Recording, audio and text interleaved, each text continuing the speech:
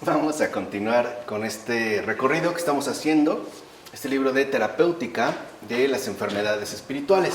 Recordarán, espero, como la última ocasión, nosotros abordamos ya la transmisión de las enfermedades, ¿no? De qué manera es que se da esta transmisión y sobre todo entender, digamos, cómo esta línea de continuidad que se suele mantener y no olvidar que una cosa es, como lo comentamos la ocasión anterior, una cosa es el pecado en cuanto tal, y otra cosa muy distinta, el estado de pecado, ¿no? Dijimos, ya el pecado implica una participación voluntaria en alguna falta cometida, mientras que el estado de pecado es esta tendencia que tenemos debido a nuestra condición caída hacia el mal, al menos como una tendencia que parece arrastrarnos en un sentido contrario hacia el que el Creador nos ha hecho en principio. Ahora, una vez terminado con este apartado, vamos a iniciar uno nuevo que tiene que ver ya con la figura de Cristo como médico. Para la Iglesia Ortodoxa, y esto hay que precisarlo mucho, Cristo en efecto tiene una relevancia importante, puesto que, digamos sumamente importante, puesto que ha venido a renovar por completo nuestra humana naturaleza.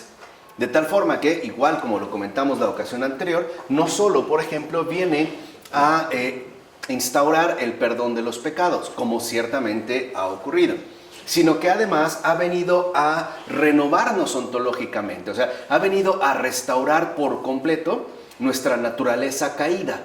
Por eso, la figura de Cristo en la Iglesia Ortodoxa tiene este perfil muy particular, muy especial, además de ciertamente muy bello, de ser asumido justamente como una curación total.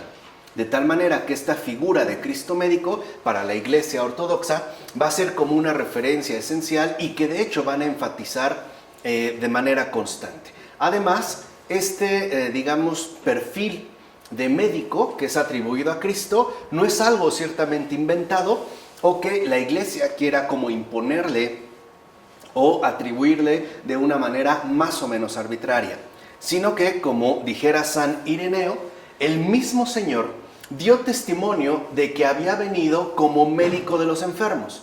O sea, incluso la Iglesia reconoce que es el propio Cristo quien se ha definido a sí mismo como médico de los enfermos.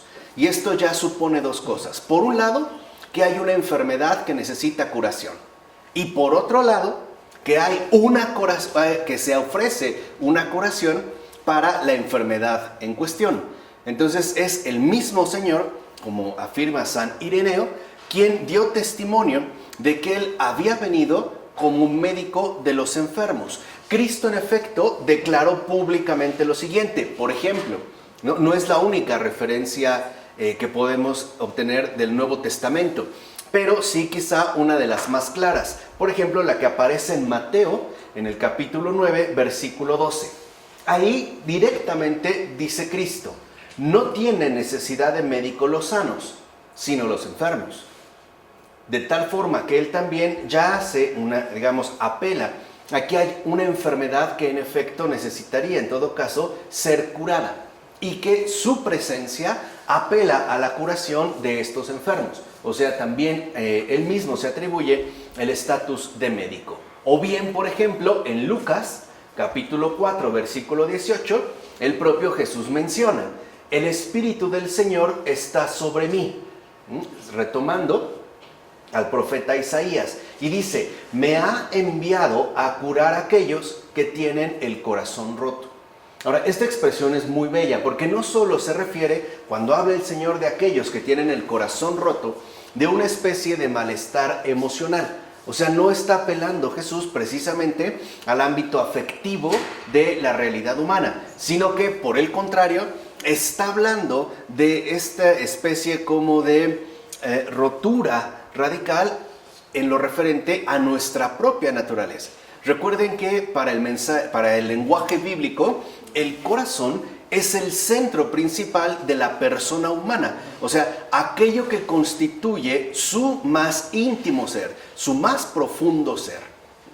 Por ello, cuando Jesús dice que ha sido enviado para curar a aquellos que tienen el corazón roto, lo que está diciendo es que Él ha sido enviado a curar, a sanar, a restaurar a la humanidad caída. Tener el corazón roto es haber adquirido un perfil que para nada corresponde con nuestra situación originaria, o sea, con nuestra naturaleza original. Así pues, en conformidad con esta enseñanza de Cristo acerca de sí mismo, es decir, acerca de sí mismo como médico, los padres y de hecho toda la tradición de la iglesia van a ver en él a un médico que ha sido enviado por el Padre para curar a los seres humanos enfermos de las consecuencias del pecado ancestral. Entonces se reconoce a Cristo médico como el enviado del Padre. O sea, es una prueba clara del amor infinito del Padre hacia toda criatura humana. Y con ello, además, permitir que la humanidad caída recupere de nuevo la salud, es decir, se pueda restituir su naturaleza quebrantada. Es lo que Jesús expresó en la cita que mencionamos de Lucas. Entonces, para la iglesia, y en general, ¿no?, para toda la tradición de la iglesia, y para los padres de manera muy en particular, de manera muy especial, Cristo es entendido como aquel que ha sido enviado por el Padre para curarnos a todos. O sea, para restaurar por completo nuestra naturaleza caída, o de manera más precisa, nuestra naturaleza humanamente caída. Ciertamente, y esto hay que tenerlo en consideración, antes incluso de la encarnación del Verbo, Dios ya era considerado como el que cura todas las enfermedades. O sea, ya hay una cierta referencia a Dios mismo como sanación, como cura, como una medicina en verdad efectiva, que además no quedaría restringida a un campo particular de malestares, dolencias o enfermedades, sino que es reconocido Dios como aquel que cura todas las enfermedades, como de hecho lo menciona el Salmo 102 en el versículo 3. El Señor, ¿no?, el Señor Dios es el que cura todas las enfermedades. Entonces, este también es el cumplimiento de lo que Dios ha manifestado desde siempre, por lo menos desde la revelación que Él ha ofrecido, en este caso en particular, al pueblo de Israel. Por eso, según los padres, los profetas, que también son como la presencia de Dios en este mundo, ¿no?, desarrollada a partir de el Antiguo Testamento, sobre todo Moisés, van a ser reconocidos los profetas, insisto, sobre todo Moisés, como aquellos que fueron enviados por el Espíritu de Dios precisamente como médicos para que pudieran curar a Israel, al pueblo de Israel. Un pueblo ciertamente enfermo de pecado. Ahora, entiendan, y esto espero que ya haya quedado claro con lo que nosotros hemos mencionado, que el término pecado no se refiere estrictamente a una falta moral, a una especie de culpa asumida de forma voluntaria como tal, sino que se refiere a la condición antinatural que ha asumido nuestra naturaleza humana a consecuencia del pecado ancestral. Entonces, de acuerdo con los padres y la tradición de la iglesia, los profetas, y en particular Moisés, fueron enviados por el Espíritu de Dios como médicos para que curasen al pueblo de Israel enfermo del pecado. No obstante, y esto también lo reconocen los padres, ellos no pudieron hacer nada ante la gravedad de la enfermedad y la profundidad de la herida que afectaban a la humanidad caída. Entonces, ellos por una parte reconocen que los profetas, todos los profetas, y en especial Moisés, fueron enviados por Dios mismo para curar a su pueblo. Pero al mismo tiempo que reconocen que han sido enviados por Dios, los padres y la tradición de la iglesia también afirman que ellos ciertamente, ni siquiera Moisés, pudieron hacer absolutamente nada para curar esta enfermedad en verdad grave. Y esto puede sonar como un poco fuerte. ¿Por qué? Porque esta enfermedad era demasiado profunda para poder alcanzar un remedio meramente humano. No obstante, hay ya como un aviso. O sea, los profetas son el signo palpable de la obra que solo Dios va a realizar. Y esto es bien importante de tenerlo en cuenta, porque la humanidad caída ha sido herida de una manera tal que ningún remedio humano, meramente humano, podía ser en realidad efectivo. No obstante, ya son como señalamientos. Veamos, por ejemplo, lo que escribe San Cirilo de Jerusalén. Dice San Cirilo: los profetas fueron enviados con Moisés para curar a Israel. O sea, ahí aparece pues el propósito fundamental. La misión de los profetas no es anunciar visiones futuras, es promover la curación del pueblo de Israel. Y recuerden que el pueblo de Israel es figura central del conjunto de la humanidad real y por tanto de toda la humanidad caída. Ahí está el pueblo de Israel.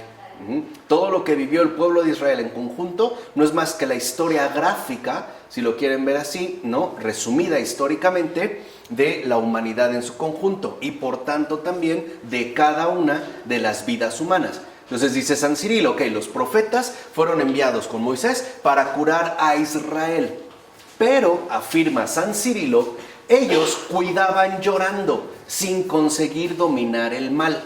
Grande era la herida de la humanidad.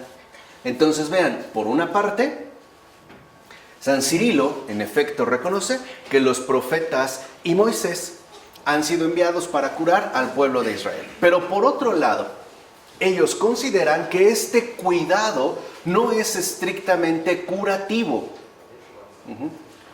sino, en este caso, el cuidado que ellos ofrecían era a través del reconocimiento de la propia impotencia. Y esto hay que entender como el sentido de fondo que esto va adquiriendo. Los profetas, pues, como dice San Cirilo, Moisés también, cuidan llorando sin conseguir dominar el mal. Al grado de que nosotros veremos cómo, a pesar del acompañamiento permanente, ¿no?, y largo de Moisés y de los profetas, el pueblo de Israel parece simple y sencillamente no curarse. ¿No? Incluso pasan los profetas y el pueblo parece seguir, en este caso, enfermando. Porque, como reconoce en este caso San Cirilo de Jerusalén, la herida de la humanidad, o sea, la consecuencia del pecado ancestral, era muy grande. Y aquí es algo que nosotros también deberíamos de meditar. Cuando hablamos de la iniquidad, esta desproporción radical que se da entre, ciertamente, nuestra situación caída o aquellos males que nosotros provocamos y las consecuencias que de ahí se van a derivar. Entonces, grande es, ¿no?, la enfermedad de la humanidad caída. Y parece ser que los remedios que en efecto se habían ofrecido desde tiempo atrás a través de los profetas y en particular Moisés no eran suficientes. Y añade San Cirilo de Jerusalén: de los pies a la cabeza no había en ella, en la humanidad caída, un lugar sano. Todo estaba completamente dañado. Esto ya lo vimos cuando hablamos de la verdadera dimensión del pecado, que, como dijimos, no es moral, es ontológica. O sea, afecta todo nuestro ser por entero. Y dice San Cirilo, no había dónde colocar una cataplasma, ni aceite, ni vendas. No hay, porque todo está completamente dañado. Y el ejemplo claro de la gravedad de esta enfermedad, de la condición humana, la va a asumir y a expresar el propio Cristo.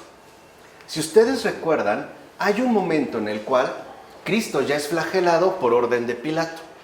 Es atado a la columna, flagelado, es golpeado, además es coronado, ¿no?, con la corona de espinas y ciertamente ridiculizado con un manto púrpura.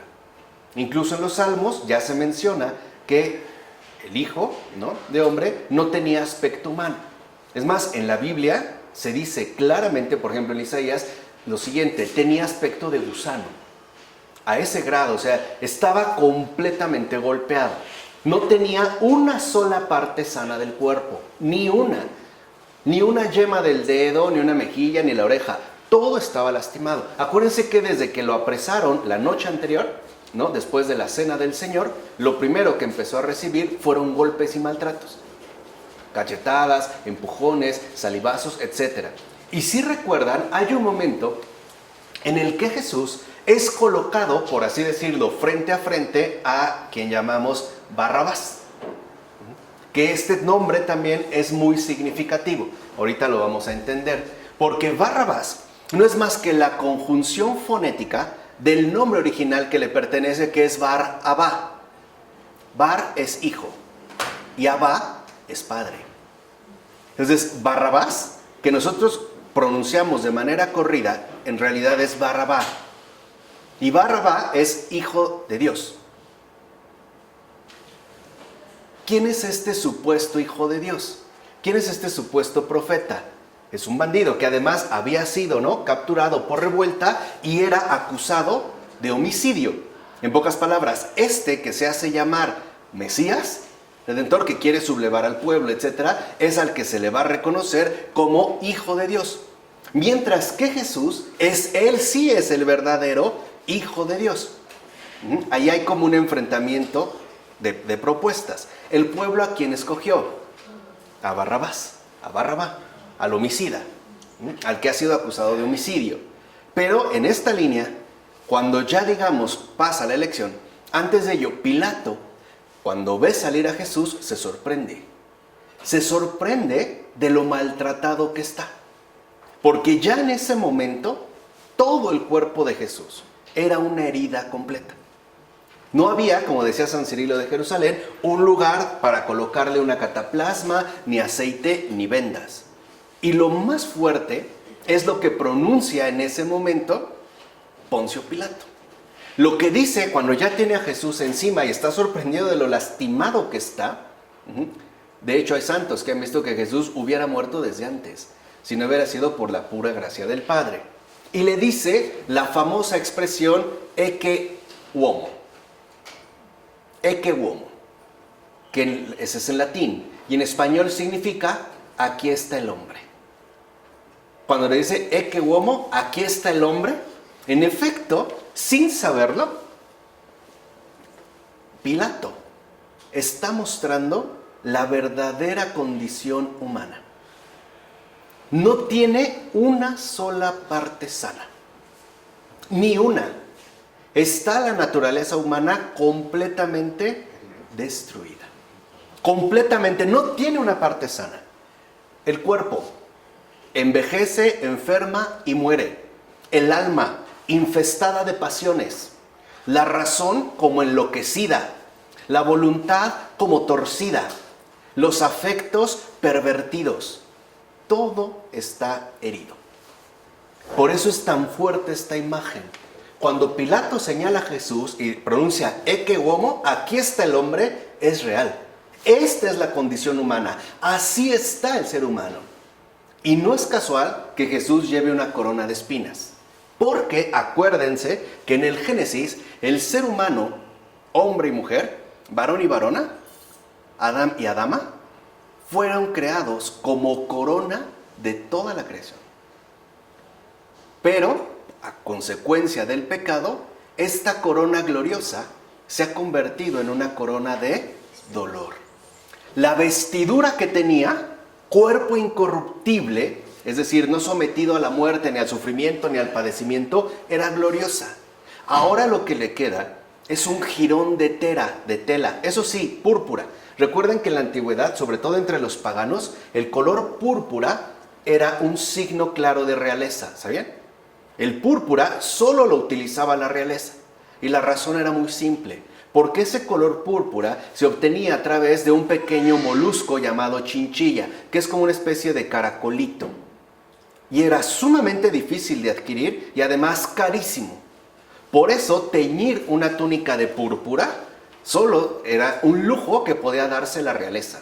Y a Jesús le ponen esta túnica púrpura en signo de burla, que está rasgada, está roída y está completamente también destruida. Por eso, cuando Jesús después de ser flagelado, es presentado, lo que él presenta es a la naturaleza humana tal y como se encuentra. Esa es la realidad de la naturaleza humana. Así está. Pilato lo pronunció sin saber. Pero ahí literalmente lo que está mostrando es la radicalidad de nuestra naturaleza humana caída. Esto los padres lo vieron muy muy bien. Por eso dice San Cirilo, No hay un lugar sano donde poner aceite. Antiguamente las heridas se curaban con aceite o con ciertas cataplasmas, por ejemplo, ungüentos de hierbas, o pociones preparadas, etcétera, y vendajes, ¿no? Que servían como para ir absorbiendo lo que llamamos pus, todo lo que iba brotando, y se tenían que cambiar y renovar. A veces se ponía miel, pero para que esto se pudiera renovar tenía que haber partes sanas. En este caso no había ni siquiera una sola parte sana. Todo estaba completamente herido. Esa es nuestra naturaleza humana. De hecho, nuestra naturaleza humanamente hablando está así. Eso es lo que Jesús ha venido a restituir. Por eso en la resurrección Jesús ya manifiesta un cuerpo glorioso. Tan glorioso, tan restaurado, que incluso sus discípulos cercanos, como los discípulos de Maús, o sea que se dirigen hacia Maús, no lo reconocen. Lo ven, pero ya no lo reconocen. Ahí se ha dado paso a la restauración de la naturaleza humana, ¿vale? O sea, es lo que quiero que entiendan, pues, por ejemplo, este comentario de San Cirilo, para que vean que no es una exageración. O sea, es una realidad expresa. Ahora, por su parte, San Doroteo de Casa escribe en el mismo sentido que Dios envió profetas, pero ellos mismos no pudieron hacer nada, pues el mal superaba todo límite. No hay como un límite para que el mal pudiera ser ya no solo abordado, sino incluso erradicado. Según la palabra de Isaías, no hay herida, ni contusión, ni llaga abierta a la que se haya aplicado ungüento. Por ejemplo, ustedes saben que si alguien tiene un accidente y algún miembro del cuerpo está completamente dañado, ¿no hay posibilidades de curarlo? ¿No hay manera de restaurarlo? De hecho, a veces se toman medidas drásticas, por ejemplo, la amputación de ese miembro. El brazo, o la muñeca, o el entero, o la pierna. No hay lugar por donde curar. No hay una parte sana que ayude a la renovación de esa herida. De hecho, cuando, por ejemplo, un miembro está completamente herido, por ejemplo, imaginen una persona que a lo mejor en un accidente de trabajo y trabajaba con una prensa, le prensó el brazo. Queda tan lastimado que no es posible curarlo. Esa es la dimensión que está expresando también por su parte San Doroteo de Gaza, Isaías. Dice, ni aceite ni vendas. O sea, dicho de otra manera, dice San Doroteo de Gaza, el mal no es parcial, no es decir que, bueno, solo aquí ni está localizado, sino que está más bien extendido por todo el cuerpo. Envuelve el alma entera y abarca por completo todas sus facultades. De hecho, por ejemplo, esa es la verdadera radicalidad de, como dijera Siddhartha Mukherjee, un médico contemporáneo, el emperador de todos los males, o sea, el cáncer. ¿Dónde radica la verdadera gravedad del cáncer? Cuando adquiere el estatus de metástasis. O sea, cuando está tan extendido que ya no es posible hacer absolutamente ¿qué? Nada. Por el contrario, cuando, por cierto, pueden leer ese libro, ese se llama El emperador de todos los males. Hace como una biografía del cáncer desde la antigüedad, y él es oncólogo. Él es hindú, radica en Estados Unidos, pero es un médico brillante y aparte escribe muy bien, muy claro, muy sencillo, ¿no? Como oncólogo, o sea que se ha dedicado al estudio de los tumores cancerígenos, etcétera, decide hacer esta biografía, aparte muy bien escrita, realmente muy bien. Y tiene otro libro que se llama El Gen, Historia del Gen, hoy que está tan de moda la genética.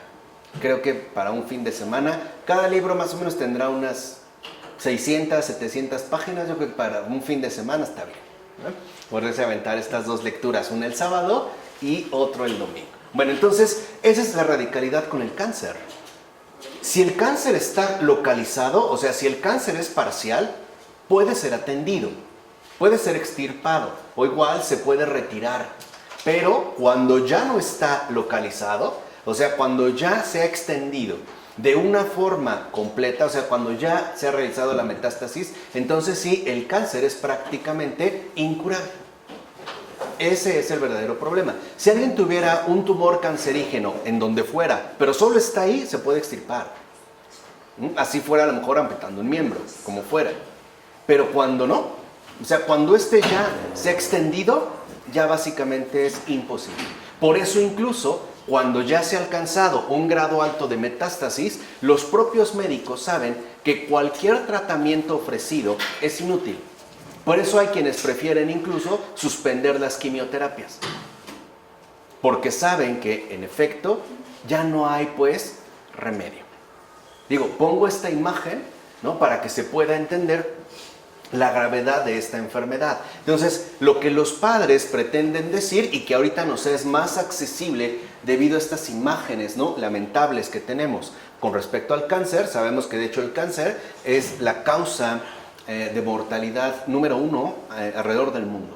O sea, la principal causa de muerte alrededor del mundo es el cáncer. Y algo que debería de preocuparnos, dicho sea de paso, es que la segunda sea ya el suicidio infantil. Esto es algo delicado, pero bueno, para no salirnos, ¿no?, en el caso del cáncer, lo que los padres pues pretenden decir es lo siguiente: todo estaba sometido al pecado, todo estaba bajo su poder y dominio destructor. Todo, o sea, no había una parte sana en el conjunto de la humanidad. Algo que digamos, bueno, esto se preservó, por ahí podemos empezar, nada. O sea, todo estaba herido, de pies a cabeza. Todos los miembros del cuerpo, entiéndase, ¿no?, del cuerpo de la humanidad en su conjunto, estaba completamente lastimado, al grado de que no había ya una sola parte sana.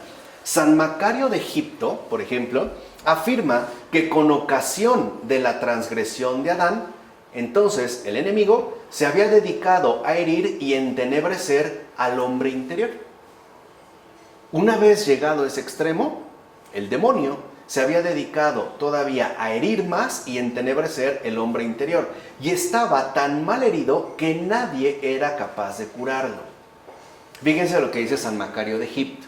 Dice: ninguno de los justos, ni de los padres, ni de los profetas, ni de los patriarcas pudo curar al alma que había recibido la herida incurable de las malas pasiones. Ninguno, Ni uno de todos estos, que son, por así decirlo, los más destacables. Por su parte, San Antonio el Grande, o como a mí me gusta decirle, ¿no?, el Gran San Antonio, retoma este tema en la mayoría de sus cartas, siempre en términos de patología y terapéutica, o sea, en términos de enfermedad y curación, ¿no?, el Gran San Antonio. Por ejemplo, ¿no?, son extractos de algunas de sus cartas. Dice el Gran San Antonio: en su amor incansable, el Creador deseaba visitarnos en nuestras enfermedades y nuestro extravío, y suscitó entonces a Moisés el legislador. O sea, hay un deseo de curarnos. Y el primer, digamos, gesto de este deseo se ve realizado a través del envío de sus profetas, en particular, en este caso, de Moisés. Y en otra de sus cartas dice el Gran San Antonio: este Moisés, que puso los fundamentos de la casa de la verdad, quiso curar esta llaga profunda de los miembros de la familia humana, como a través de la alianza y de las leyes.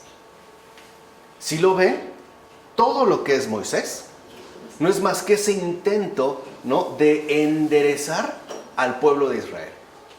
Sacarlo, pues, si lo quieren ver de esta manera, del pecado y reorientarlo hacia el bien y la bondad de Dios. Por eso dice San Antonio el Grande, que es el instaurador de esta casa de la verdad. Dice: pero ellos, o sea, Moisés y los profetas, reconocieron su impotencia. ¿Se acuerdan que la primera vez que desciende Moisés del monte Horeb con las tablas de la ley que el Señor le ha dado, qué ocurre? Becerro de oro. Exacto. Ya están en idolatría con el becerro de oro. ¿Y entonces qué sucede? Rompe la alianza. ¿Se le cae? Si no, José, se sorprende tanto, ¿no? Como cuando alguien lleva una charola y algo le sorprende tanto que nuestra primera reacción es tal, la suelta y se rompieron. Ahí es donde reconoce su impotencia. Se les dieron las leyes, se les mandaron, ¿no?, a Moisés, se mandaron a los patriarcas, etc. Y aún así pareciera que había sido algo completamente inútil. Tuvieron las leyes de la alianza, lo que conservaron. Sabemos que la llamada Arca de la Alianza lo que contenía eran las tablas, o sea, rotas, ¿no? Lo que había quedado, ahí lo habían colocado. Eso es lo que había permanecido como parte del Arca de la Alianza. Pero, no obstante, se reconoce su impotencia. Incluso añade el gran San Antonio, que cada uno de ellos, o sea, cada uno de los profetas, revestidos del Espíritu, constató que la llaga era incurable y además que ninguna criatura podía curarla. Aquí es donde entendemos algo importante. El mal que padecemos es humanamente incurable. ¿Quieren ejemplos muy concretos de la gravedad de estos males? Cualquier adicción. Cualquier adicción es humanamente incurable. Humanamente no hay cura. Es irremediable. Por eso vemos cómo cuando una persona entra en adicción puede incluso dirigirse prácticamente a la muerte. ¿Cuántas veces se le intenta ayudar? Se le pueden introducir anexos, se les llevan a programas, terapias de shock por las buenas, por las malas, se le abraza, se le cachetea, se le llora, se le suplica y vuelve a reincidir. Cualquier adicción es humanamente incurable. Y hay casos, y son muchos en este mundo, en los que una persona está humanamente perdida. Y ahorita van a ver por qué es tan importante entender esto. Por ejemplo, una persona ya saturada de soberbia está humanamente perdida. Solo una intervención extraordinaria de la gracia podría ayudarla. Ningún recurso humano ya es servible, al grado pues de que reconocemos esta enfermedad. Por eso, por ejemplo, va a decir el profeta Jeremías. Dice Jeremías en el capítulo 51, versículo 9, dice: en cuanto a nosotros, o sea, refiriéndose a toda la familia de los profetas, de los enviados de Dios, revestidos por el Espíritu, dice: hemos intentado curar a Babilonia, pero ella no ha sanado. Dejémosla y vayámonos de aquí. Ahora, no es como decir, pues ya lo intentamos, no quisieron, nos vamos. No, es el reconocimiento profundo de la impotencia humana. Ejemplo muy sencillo, para que vean cómo es nuestra historia común. ¿Cuántas veces hemos querido ayudar a una persona de 1000 maneras y no ha querido? Hasta que llega un momento en el que decimos igual que Jeremías: lo hemos intentado curar, lo hemos intentado ayudar de 1000 maneras, no ha sanado. Ya decimos, pues ya hice todo lo que pude, ya no me queda otra más que dejarlo, pues ya, ¿no? Hay personas que a lo mejor ya no ponen candados o cerraduras para que el familiar adicto no se salga, ya ni lo intentan, porque reconocen que todo esfuerzo humano al final ha sido completamente inútil. Es lo que está expresando Jeremías, es decir, es un lamento. El profeta Jeremías es, digamos, un profeta de lamentos, no expresa un lamento profundo. Hay una novela muy bella de un escritor extraordinario llamado Franz Werfel que se llama Escuchad la voz, y está basado en la vida del profeta Jeremías. ¿Cómo parece que se la pasa expresando lamentos y lamentos y lamentos? Ahorita van a ver cómo también tiene un sentido. Ahora, y al igual que San Antonio, San Nicolás de Cavasilas apunta que los profetas habían dado la ley a los hombres como medio de curación. Hay un medio, para eso se les dio, en este caso, ¿no?, la ley. Pero al mismo tiempo, San Nicolás de Cavasilas constata que todo lo que la ley podía hacer contra nuestros males era predisponernos a la salud y por lo tanto hacernos dignos de los cuidados del médico. Y aquí también hay como un gesto muy bello. Por eso la ley de Israel no es la redención, es el medio que Dios utiliza para predisponernos a la salvación y por ende para poder encauzarnos por el camino recto, o sea, hacernos dignos de los cuidados del médico, ya que ella, en cuanto ley dada a los seres humanos, no podía constituir una medicación suficiente. Por más que fuera, digamos, una ley perfecta, no constituía una medicación suficiente. Y San Gregorio Nacianceno dirá que, reprendido primero de muchas maneras por sus numerosos pecados, los cuales crecieron como retoños de una mala raíz, y corregido por diversos motivos y en diversas circunstancias, por medio de la palabra, la ley, los profetas, los beneficios, las amenazas, los castigos, los signos, etc., el ser humano tuvo necesidad de un remedio más eficaz para poder curarse de unos males que no hacían más que empeorar. sea, a pesar de todo, la curación no se alcanzaba. Al contrario, parecía todo, digamos, empeorar. Incluso los propios ángeles, según Orígenes, querían ofrecer su auxilio a los seres humanos y darles la salud curándolos de sus enfermedades. Porque acuérdense que la palabra ángel en hebreo significa servidor. Eso es ángel, un servidor. Dice, por eso ayudaban a los hombres en la medida de sus fuerzas. También pues, en este caso, las fuerzas celestiales, los ángeles, estaban como tratando de ayudar a la humanidad caída. Pero lo mismo que los profetas, los propios ángeles se mostraron impotentes a causa de la mala voluntad de los seres humanos para dejarse curar. Y allí es cuando entendemos también uno de los grandes misterios de nuestra humanidad caída. La ayuda siempre nos es ofrecida, ya sea terrenalmente o celestialmente. El problema está en que no es tan fácil que una persona se deje curar.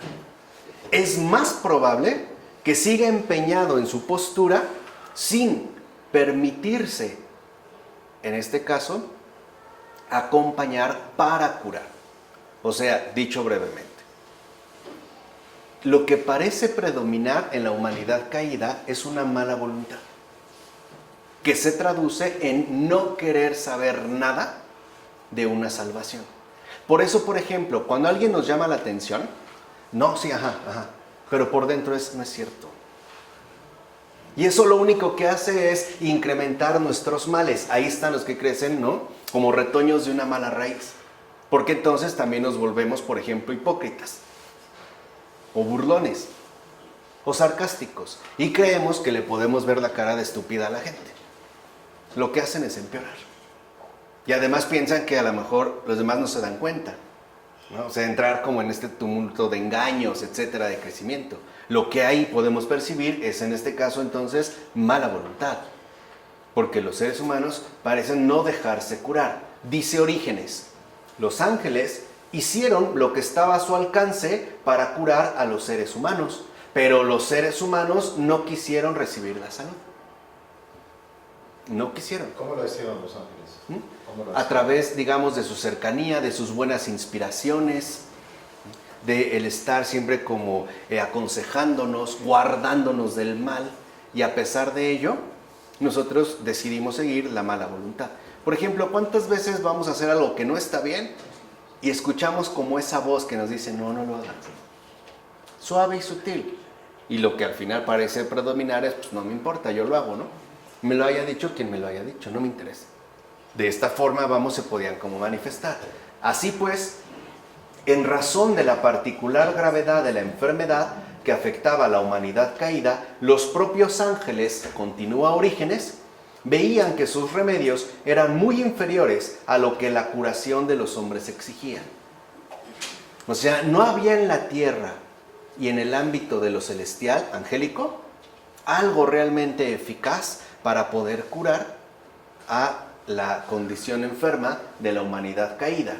En todo caso, la humanidad necesitaba, como dice San Juan Clímaco, un médico y un cirujano cuya habilidad fuera proporcional a la gravedad de sus enfermedades y de sus llagas. Y escúchenme lo que les voy a decir y ojalá ahorita lo puedan meditar. Llagas por llagas. Llagas por llagas. Tenía que asumirse lo similar por lo similar. Si la humanidad estaba llagada, entonces el médico tenía que ser proporcional a la gravedad de esta condición llagada. ¿Y cómo ha sido proporcional en la cruz? Llagas por llagas en la cruz. Por eso, a pesar de que Jesús resucita con cuerpo glorioso, ¿qué conserva? Las llagas. Por eso. Porque ahí se ve, la cicatriz de la hondura tanto del padecimiento como de la curación. Llagas por llagas. Esto es como una convicción muy fuerte en el caso de los padres orientales y por ende también en la iglesia ortodoxa. O sea, tendría que ser en este caso proporcional. Si la humanidad está destruida, el curador tendría que alcanzar la misma gravedad de lo que va a curar. También tendría que quedar completamente, ¿qué? Destruido. Hasta la cruz. Donde no hubiera ya ni siquiera una sola parte sana. Es lo que se dice, vivir nuestra condición humana, asumir nuestra condición humana. Totalmente. En su radicalidad. Pero ¿cómo compruebas Esta radicalidad. afirmación? Vamos a verla aquí.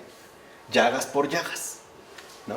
Ahora bien, solamente Cristo, por ser Dios, podía, haciéndose hombre, sin dejar de ser Dios, ser ese médico eficaz.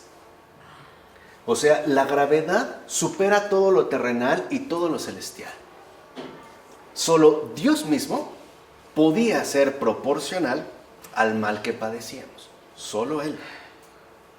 ¿Qué quiere decir? Que si la enfermedad era algo tan radical, la curación también tendría que ser igualmente ¿qué?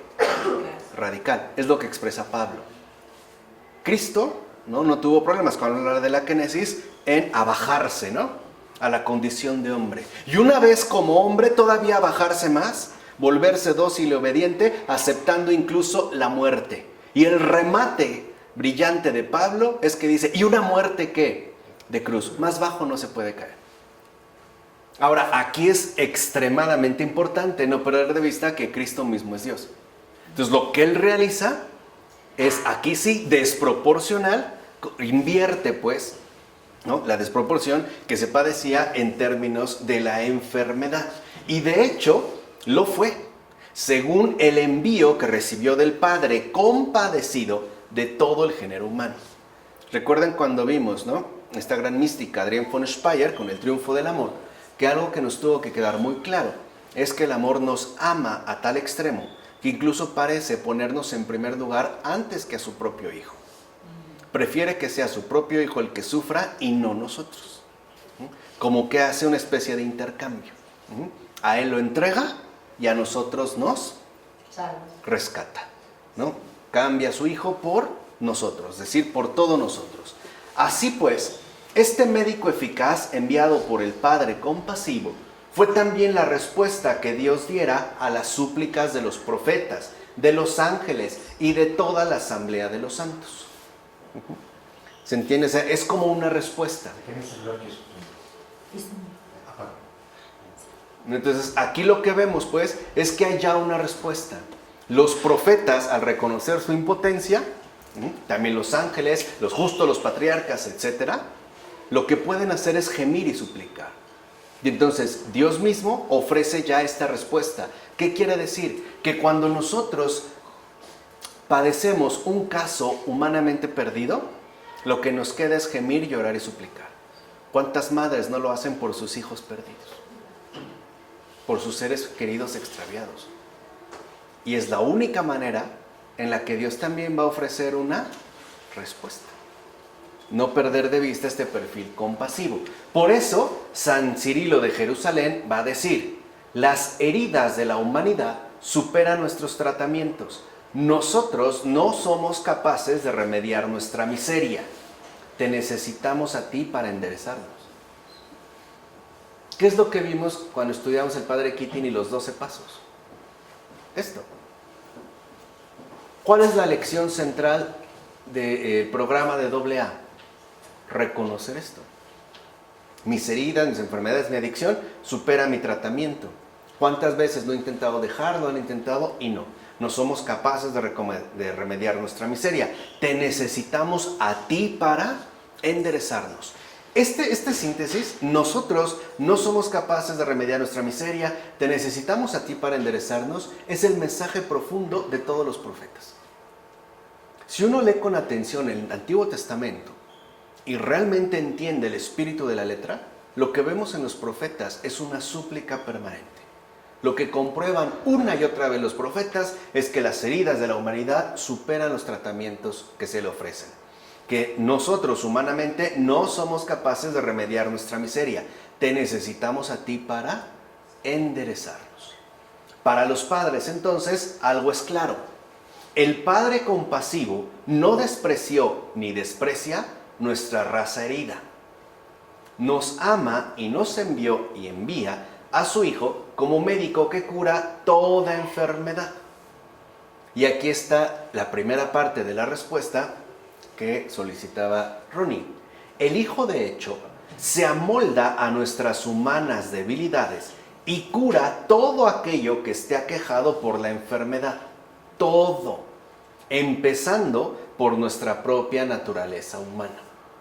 El Señor cura, por así decirlo, de adentro hacia fuera, no al revés. El Señor va a empezar desde lo más íntimo, lo más recóndito, lo más secreto. Y de ahí hará que en efecto vaya empezando a emerger algo completamente nuevo. O sea, una vida nueva. Aquella que solo Dios nos puede aportar. Algo que irá germinando según los tiempos divinos. Según en este caso el obrar divino. Por eso al principio pudiera ser que una persona está como completamente extraviada. Pero algo es un hecho. La curación del Señor ya empezó. Y no son los tiempos cronológicos que nosotros, según este mundo, tenemos. Ahora, San Doroteo de Gazá dirá por eso que en su bondad y su amor a los seres humanos, Dios envía a su Hijo único, pues solo Dios podía curar y vencer tan grave mal. Los profetas no lo ignoraban. David, por ejemplo, lo decía claramente, ¿no? En el Salmo 79, versículo 3. Revela tu fuerza y ven a salvarnos.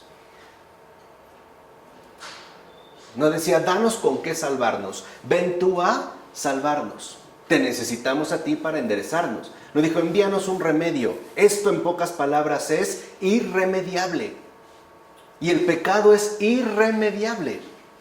Solo Dios nos puede salvar de esta completa catástrofe. Por eso San Gregorio va a decir que nuestro Señor vino para curar lo semejante por lo semejante. Lo que les dije, llagas por llagas.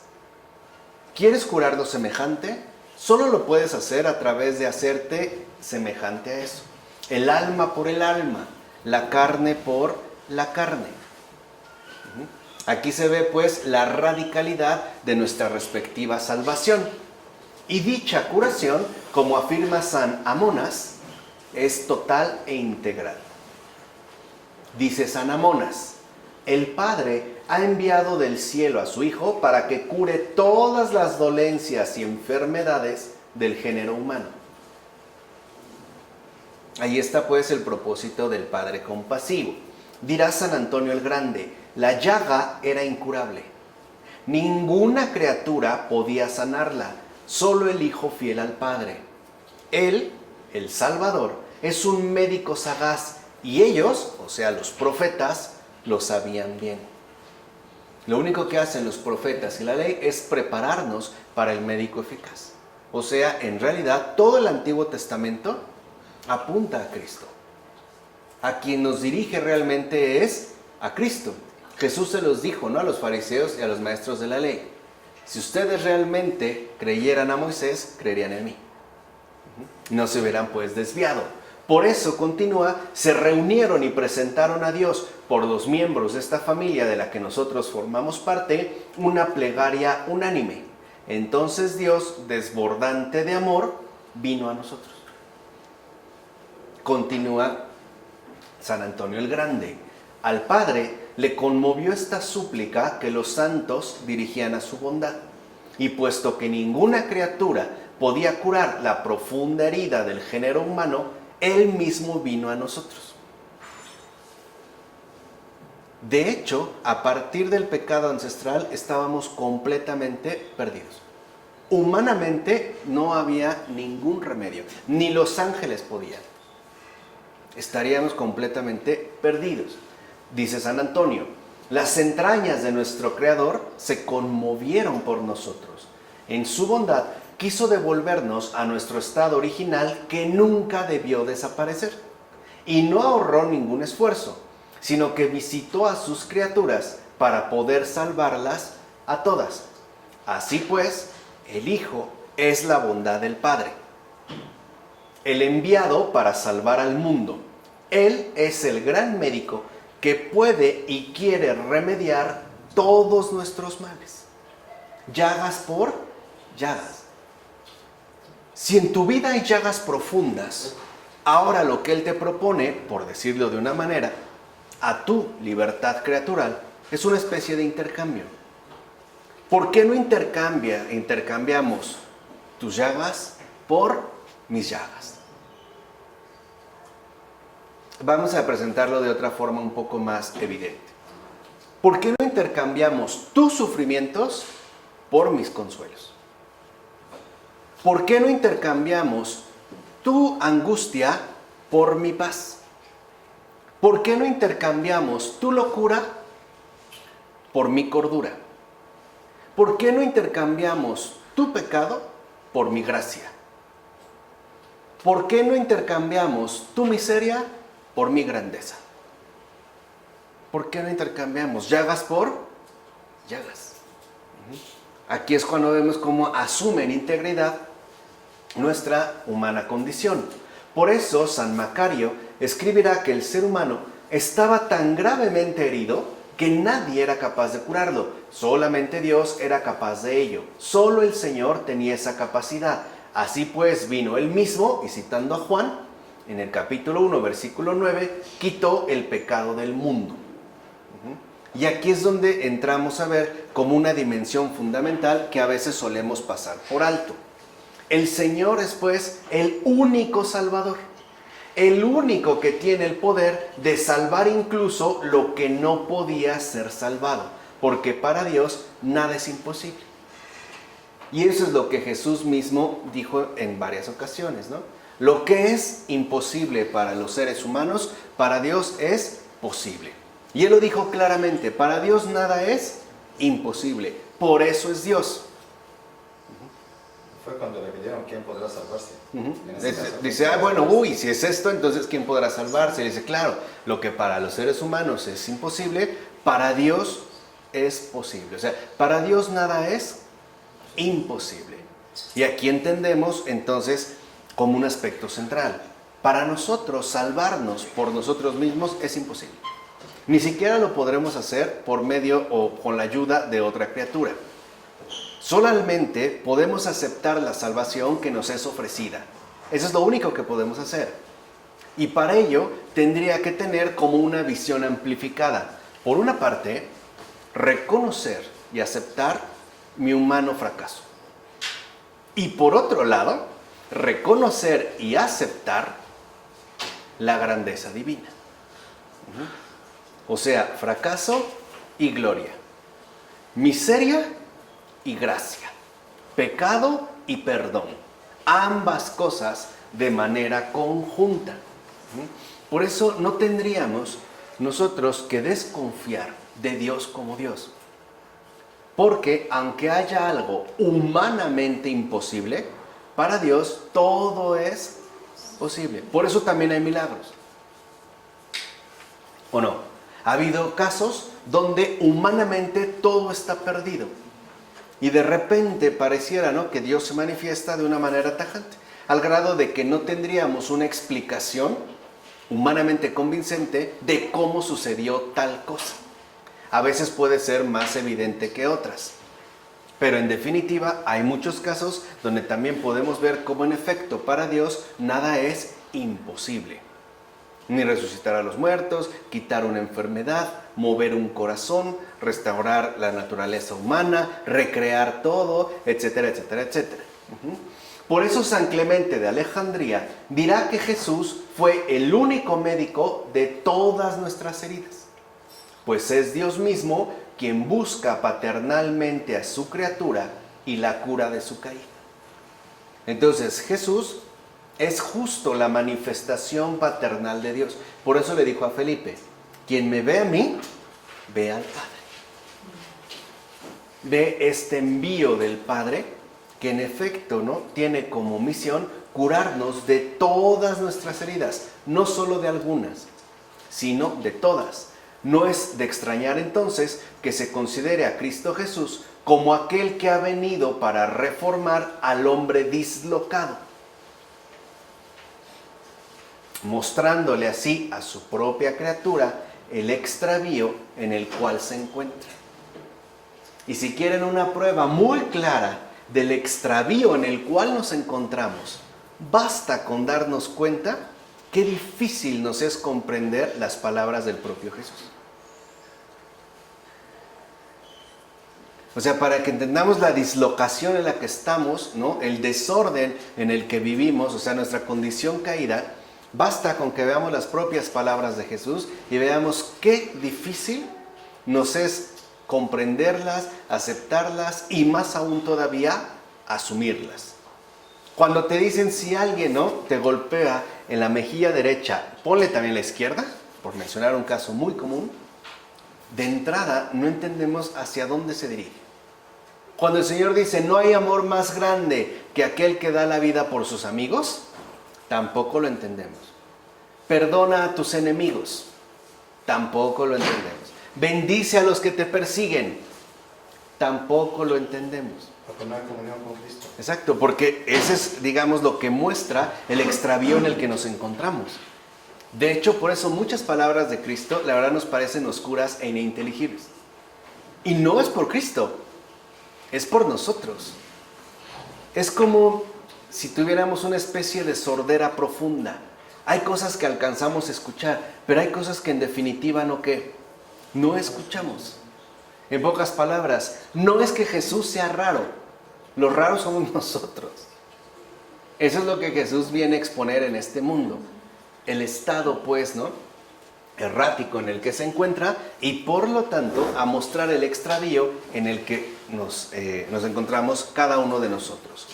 Orígenes escribe sin ambajes: el género humano, afectado de locura y enfermedad, debía ser curado por los medios que el Logos veía útiles para reconducir a los locos seres humanos al buen sentido. Recuerden que el Logos tiene, digamos, esta implicación de una sana razón. Por su parte, San Clemente de Alejandría invitará a quien desvaría a la salvación que cura y vuelve sano de mente. ¿Se acuerdan que dijimos que también la razón tiene que ser santificada? Porque es un medio muy importante para acceder a la verdad. Por eso también nosotros necesitamos santificar nuestra razón. O sea, en pocas palabras, también requerimos un apostolado de la inteligencia.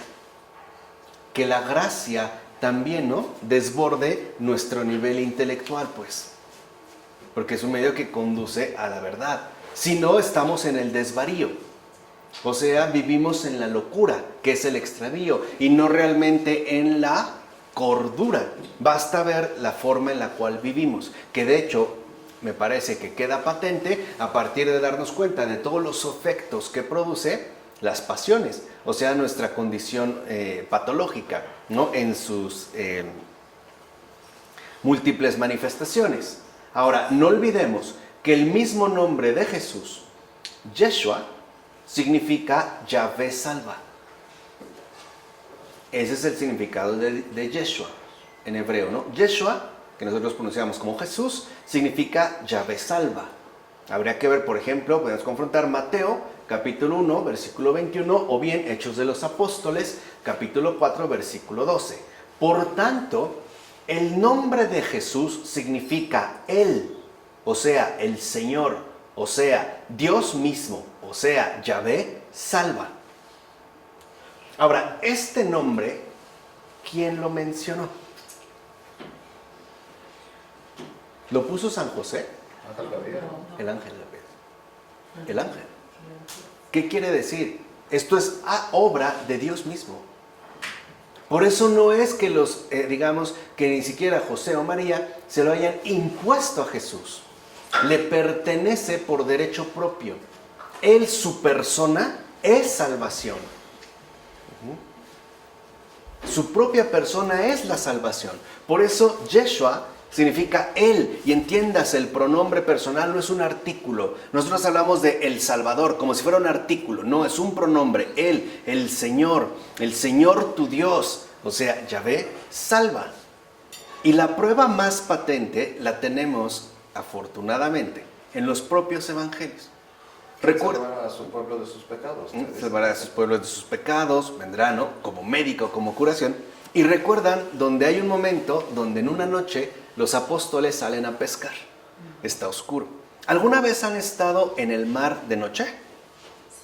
Sí. Sí espanta. Sí impone y genera mucha inseguridad. Y de repente los apóstoles ven como un fantasma que viene caminando sobre las aguas. Y lo primero que hacen es espantarse. Lo primero es se espantan, ¿no? Y están como, ay, ahí viene alguien, ¿no? Es un fantasma. Pero el Señor les dice, no teman, soy yo. Fíjense, ¿no? Y Pedro les dice, sí, si eres tú, mándame ir a ti. Y Jesús le dice, ven. Pedro se baja de la barca y en efecto empieza a caminar sobre las aguas. Pero hay un momento en el que Pedro se distrae y de repente se hunde, de noche. Y lo primero que hace Pedro, ¿qué es? Sálvame. Dios mío, sálvame. O sea, Pedro en realidad pronuncia el nombre de ¿qué? Invoca a Jesús. Y de inmediato, dice el Evangelio, ya estaba el brazo ¿qué? De Jesús. Y lo sacó. Y le dice, hombre de poca fe, ¿por qué dudaste? Y el Evangelio dice, y de inmediato los apóstoles se postraron y lo adoraron.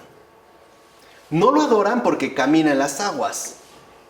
No lo adoran porque hace que Pedro camine sobre las aguas. No lo adoran porque multiplica los panes. No lo adoran porque multiplica los peces. No lo adoran porque hace caminar a los paralíticos, o cura a los leprosos, o hace que los sordos oigan y los ciegos vean. Lo adoran porque se manifiesta como salvación. O sea, realmente Dios se manifiesta como salvación. Esa es una verdadera manifestación del Señor. Es de hecho una epifanía. ¿Y saben qué es lo más bello de todo? Se realizó de noche. No es casual, no fue a pleno día. Era de noche. Cuando más amenazados nos podemos llegar a sentir. ¿Sí o no? ¿En qué momento nació Jesús? ¿A las 12 del día? No. ¿Otra vez de qué? De noche, para que las tinieblas ya no nos espanten. Cuando nos podemos sentir más a oscuras, más inseguros, más desprotegidos, más vulnerables. ¿Y la resurrección? ¿En qué horario se realiza? En la noche. De noche. Ahí está el misterio. Ninguno de los dos se hace justo al mediodía. Lo que sí nos quedó muy claro es su muerte de día. Justo a la mitad, ¿no? Por decirlo así. Ahí sí. Nosotros no, para que entonces ya no temamos esto. Entonces, la primera manera en la que realmente uno experimenta a Jesús es como Salvador. Salvador de una dificultad, de un problema, de una angustia, de una esclavitud, de una crisis, material e inmaterial. Cuando vemos esta entonces manifestación, ¿de acuerdo? Por eso cada vez que pronunciamos Jesús, debemos entender lo que estamos mencionando. Estoy mencionando a Él, salva. Por eso no es casual que haya sido Pedro el primero, el que experimenta en carne propia la salvación de Dios. O sea, el obrar de Jesús. ¿Y quién quedó como piedra de la iglesia? Pedro. ¿Cuál es entonces la experiencia primaria de la iglesia? La salvación. Nadie está en la iglesia si no ha experimentado la salvación del Señor. Nadie. Así sea un gran biblista, así sea un gran estudiado, así se sepa toda la patrística, así pueda leer a la perfección en hebreo, en griego y en latín la escritura, si no ha experimentado la salvación de Jesús, no forma parte de la iglesia. Esa es la experiencia principal de Pedro. Ahí está la base, esa es la experiencia eclesial por excelencia. Por eso nosotros también estamos llamados a anunciar que Dios sí salva, que incluso me ha salvado, ¿qué? A mí. Sí, salva. Nadie está exento de esta salvación. Nadie. Ese es el testimonio. Hay quien menciona por ahí, ¿no? Lo que sale del corazón, al corazón llega. Ya no es un parloteo, ya no es verborrea, ya no es propaganda, ya no es marketing. Es anuncio, es querigma, ¿no? Que es como el término especial que se utiliza, el anuncio. Jesús salva. Por eso no está de más que si nos preguntemos con toda sinceridad, ¿y a mí de qué me ha salvado? ¿De qué? Sinceramente, así hay pruebas evidentes. ¿De qué me ha salvado? De mi miseria. Porque cuando Jesús se manifiesta, no hay duda de que ha sido Él. No hay duda, ¿eh? Es como Pedro, no sale y dice, ay, a ver, ¿fuiste tú, Jesús? ¿En serio? No, fue Juan, ¿no? Se me hace que fue Andrés el que... No hay duda. Cuando Dios se manifiesta en tu salvación, no hay duda quién es. Ahí ya no hay dudas. Por eso sí es importante que indaguemos en el corazón dónde ha quedado esa salvación del Señor. En mi vida. Si es que realmente me ha sacado de las aguas turbulentas, que los salmos también describen, ¿se acuerdan? Aguas turbulentas, ¿no? Me hundían. No puedo poner pie, ¿no? Estoy siendo como tragado por esas aguas, por esa fosa. Esto es entonces muy fundamental para que entendamos la verdadera realidad de Jesús. Ahora, ciertamente, el verbo hebreo yasha, que significa salvar, y aquí es donde también vemos la relación del verbo hebreo yasha con Yeshua y con Yahvé, se corresponde con el verbo griego soxein, que es utilizado frecuentemente en el Nuevo Testamento. Dicho de otra forma, cuando en hebreo, por ejemplo, se utiliza el verbo yasha, en el Nuevo Testamento, que está escrito en griego, como bien sabemos, se utiliza el término soxein, que no solo significa liberar o sacar de un peligro, sino también curar. Cuando nosotros encontramos la cura de una enfermedad, hemos salido de un peligro, nos hemos liberado de un peligro. Por eso, soxein no solo es liberar o sacar de un peligro, sino también curar. Y todo esto, liberar, sacar de un peligro, curar, se entiende implícitamente en el verbo hebreo yasha. Entonces, Yeshua es Él salva, entendiendo que Él es el que libera, el que saca de un peligro y por lo tanto el que cura. Por eso, fíjense, San Cirilo de Jerusalén observa que, según los hebreos, Jesús es igual a Salvador, pero según la lengua griega equivale a médico. Así pues, se le llama Jesús con mucho motivo en ambos casos. Este apelativo le corresponde por completo, ya que Él salva curando.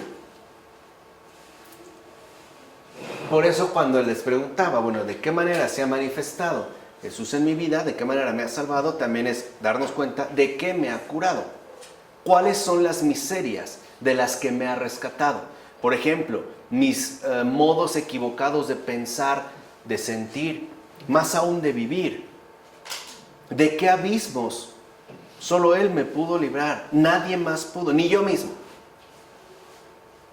Él salva curando, restaurándonos de nuestra miseria y haciendo presente su gracia triunfante.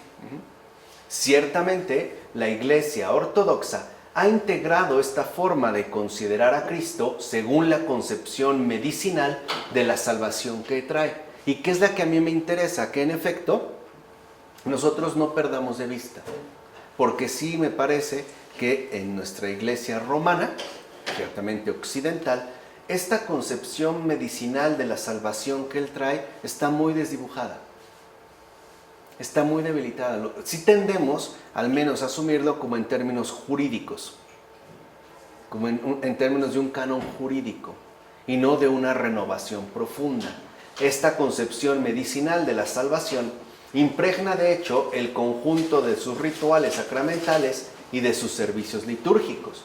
En el corazón mismo, por ejemplo, de la Divina Liturgia de San Juan Crisóstomo, que la Iglesia Ortodoxa asume muy profundamente, se invoca a Cristo como médico de nuestras almas y de nuestros cuerpos. O sea, está precisamente presente esta visión medicinal que el Señor ha venido a traer y ha venido a querer compartir con cada uno de nosotros.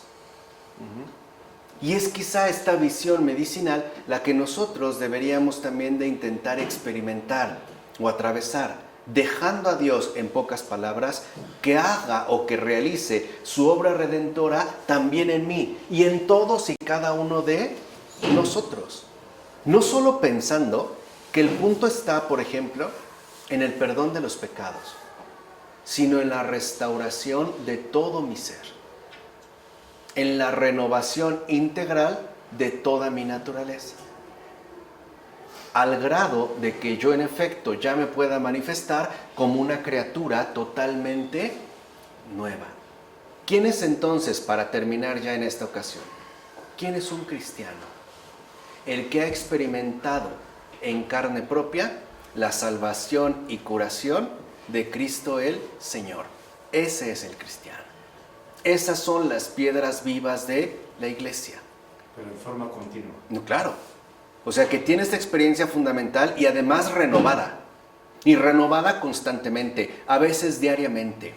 Aquel que me ha levantado, ¿no? Todo el tiempo. O sea, aquel que me ha levantado, que me ha fortalecido y que me ha perdonado sin llevar la cuenta de mis faltas. Sino que al contrario, cada caída padecida es una renovación continuada, siempre llevándome hacia ámbitos mayores, hacia ámbitos más profundos. Por eso no estaría mal que también nosotros pudiéramos ser capaces de transmitir esa medicina curativa de Jesús. Dicho de otra manera, es tiempo de que nos pongamos a curar las almas y también, de ser posible, los cuerpos. En nombre del Padre, del Hijo, del Espíritu Santo. Amén.